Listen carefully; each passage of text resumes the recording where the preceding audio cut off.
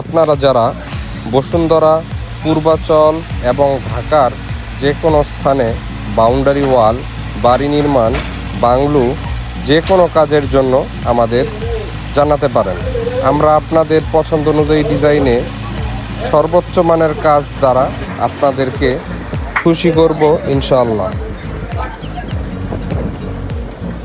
সুদক্ষ মিস্ত্রি ও সুযোগ্য কন্ট্রাক্টরের মাধ্যমেই আপনার বাড়িটি হয়ে উঠতে পারে নিখুঁত এবং দৃষ্টিনন্দন।